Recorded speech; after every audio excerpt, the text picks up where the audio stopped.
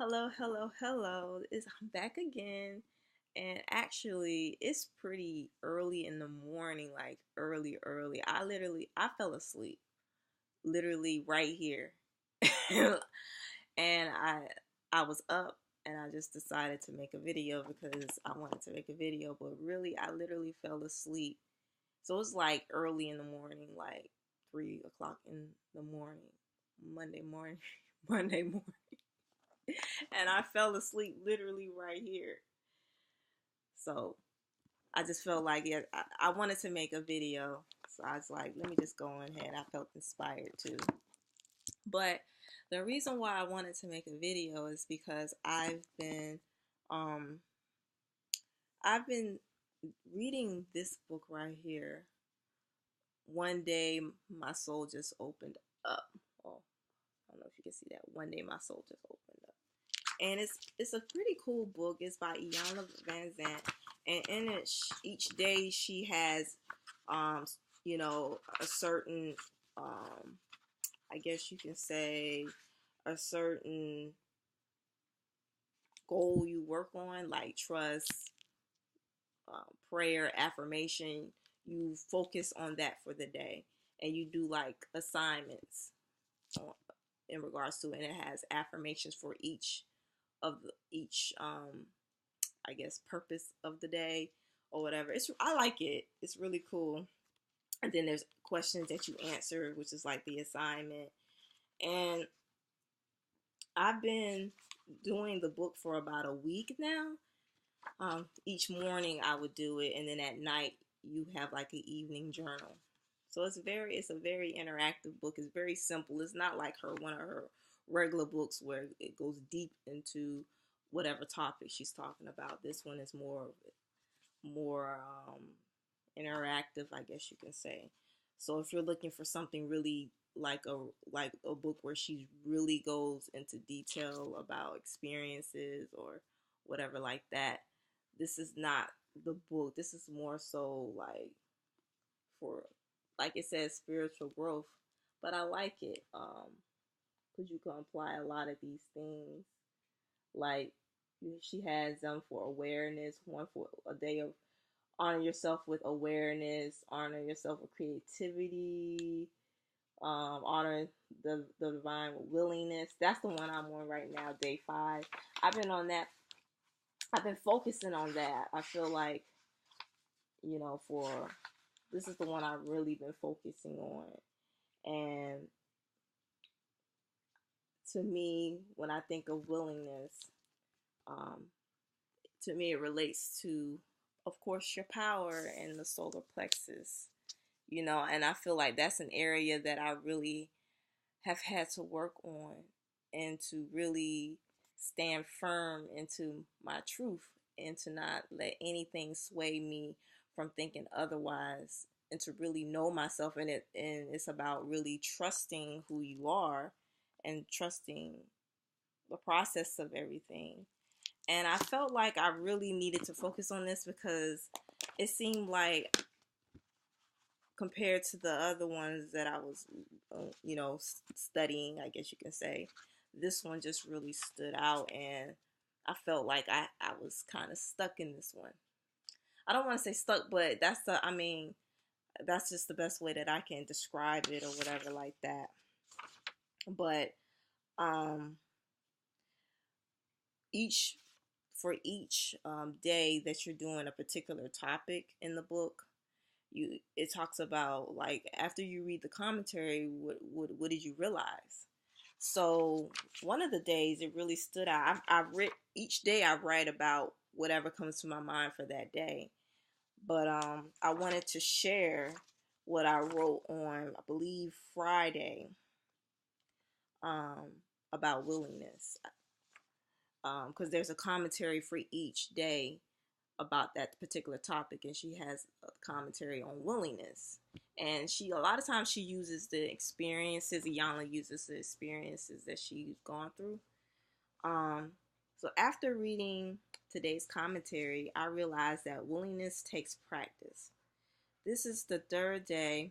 Now this was on Friday that I have attempted to complete the assignment but I have not. Um, Willingness is associated with the solar plexus, which is your power. I have been working on that chakra. Willingness requires recognizing the power within and to trust the divine that drives and motivates you on your path. It is important to speak your truth and to be receptive to what others may do or say without being offended. It is okay if others do not agree or understand. As long as you understand and trust yourself, that is all that matters. You are powerful. You trust the divine to guide you on the path to greatness. Do not be afraid to fail. God does not hold your past against you. In other words, the divine within you does not hold your past against you. So do not hold anything against yourself or others. It takes understanding, love, patience, compassion, and understanding that is already within you. Give thanks for the beauty of it all. And um, I shared this with my mentor, and she brought up a good point. Um, that really, when I was writing that out, that was my solar plexus. Me speaking that power within, and it made sense or whatever. And it's just I just feel like I'm really growing into who I am, and I feel like I'm gonna be a constant student of life. Um, but like I've already stated in previous video, I really been feeling, I felt really inner the last few weeks, and I'm slowly feeling like I'm getting out of that, but I'm still, but I think I needed that. I know I needed that to understand the power within me, and that I don't need external things to hone into that, to be centered, even though those things do help. you know like, for example, when you meditate and you have your incense and your candles and your sage and all of that, and your cards, if you do pull cards or whatever like that, you don't necessarily need all of that. Those are tools that can help, but all that power is housed in you, and you just have to understand that is already there. You feel me? But it's interesting because I was on Facebook, and there was this article about this young lady who she's a sophomore at Columbia College, I believe, or Columbia University. I'm sorry, because there's a Columbia College in South Carolina, Columbia University, and she, that's an Ivy League, and she's a young black woman. And I remember seeing articles about her being missing. Like, her mother didn't even know where she was, and she pretty much stopped going to classes. She pretty much, like, left the school, took all her money out of her bank account, changed her number. She did all of that to kind of like seem like what she did. Like, looking at the whole story, she pretty much wanted to start anew.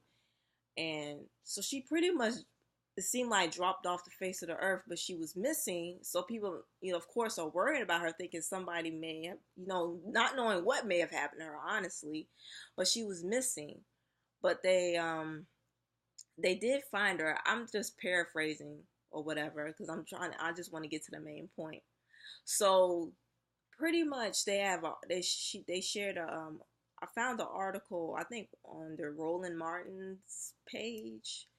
There's an article that she wrote about why she did what she did, like, and I felt like it was very brave of her to do that. Now, a lot of commentary that was on the video, I mean, on the about the article, I felt like that was the comments were very surface based. It was just based off of initial judgment, People just saying, that's selfish, she's spoiled, you know, it's just to me it was not, it was very judgmental. But for to me, for somebody that young, to feel like they had to start anew, and they pretty much started a new life in their own way without really contacting their, not contacting family. And only she mentioned, like, she mentioned to a few friends, she shared her new number to a few friends, but then she stopped responding to them. And to me, that was her way of being still. That was her way of disconnecting from all the chaos around her, so that she can, like, listen to her inner voice and be able to be still and true about what she really wanted out of life, and that she does not have to live life in the expectations of what others think is best of her. Because based off of what was shared, she comes from a very privileged background, and she has a mother who, I believe, is a doctor, you know, and she so there's pressure there, you know what I'm saying? And she's always was, it seemed like she's very intelligent, and she's always was the smart one. And you know how that can be when you're now going to an Ivy League, and you're a young black woman going to an Ivy League where there's not that many black people. Let's just be real. It can be different, and adjusting, where you were once upon a time the smart one, and then now you having to tackle, being in some way, just being an average in some ways, or whatever. And it seemed like she was used to being in a environment where it was more close knit and more community, because she mentioned going to a boarding school. But it just made, to me, it made sense why she felt the way she did. And I feel like people just assume that just because somebody comes from a privileged background, or that they don't have insecurities or issues or something, like, I don't know. It's just like, I understood why she did what she did, and I feel like that was very brave of her, because what she did, what she did reminds me of that willingness that I was talking about in the book, you know. Um, and there's something, it reminded me of what she did. This quote, it said, "The right mind was the people pleasing part of my ego that cut willingness off at the knees. Willingness, I have discovered, fosters and builds a courageous character. We all need the courage in order to be willing to honor the divine in the face of human challenges." Um, when you are in a state of spiritual willingness, doing or saying what your spirit tells you to do or say, people will not always be happy with you. You, they will think, are being a royal pain in the behind. You, they will accuse, are disturbing the status quo. You, they will attack, are keeping them from having their way. On the other hand, in your state of willingness, you may be the only vessel available to divine at any given moment. The divine always needs a vessel to pour forth its energy. So I mean, to me, her react, like, what she did, it doesn't make sense to nobody. And everybody is saying, why did she do this? And that was selfish, and whatever, whatever, whatever. But there was also people who was thinking like the way I was thinking, or whatever, like that. But I just feel like you have to really, now I'm understanding that you really have to pay attention to why people react the way they do. What triggered them to get to that point of that. You had to really feel alone, even though you may have had, for friends and family around you, for you to, because I understand that sometimes you have to disconnect a little bit. And especially, I don't know, I forgot where she's from. I think she's from the South. I don't know. I'm gonna say Tennessee. Now, don't quote me on that, because I don't know. But I'm just saying, like, I get it. I understand, or whatever. And I think that is awesome that she shared that piece, her perspective of why she did what she did and what she was feeling. And I think that this allows people especially young people who may run across this article, they can, you know, see have they can relate to it in whatever way, regardless of what their backgrounds are, you know, or what school they go to or whatever like that. It just goes to show that it's important to follow your heart and to really, you know, do things based on what you feel is right and on your standards and not the standards of others. So that's the biggest point that I wanted to display. And I felt like this article that I had read um, was a definitely a good piece. I'm gonna actually share the. Let me see if I can find a link to that article. If I could find a link to that article, like a direct link, I will definitely post it along with the video in the description. But that's all I wanted to share. I'm gonna make another video talking about fasting because Sunday, June 5th, that's when we start our fast for the summer solstice. And me and my husband Hamilton, we're going to be doing it together. He normally does fasting.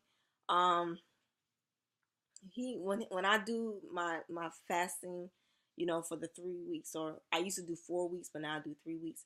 Well, he normally will do it for like a few days and then he'll stop. But he said he's going to do it the whole time. But he does a lot of like daily fasting where he will just drink water all day. He does that frequently and things of that nature on mono meals and stuff like that. But us doing it together, like for real, that's gonna be interesting. I think it's cool. So I'm gonna do that in another video. But thank you so much for watching, and you can follow us on Facebook at Love Infinite Nature. Not Love Infinite Nature. You can follow us on that's our email, loveinfinitenature@gmail.com, if you want to email me about anything. But on Facebook is Infinite Nature, with a capital I. The words are together, Infinite Nature, one word. Also on Tumblr at Infinite Nature, all lowercase. Also on my personal Twitter, Neptune Mind. Also on Instagram, my personal um, Instagram, Neptune Mind. So, and also on YouTube, you can follow us there too. But thank you once again for watching and have a great, great day.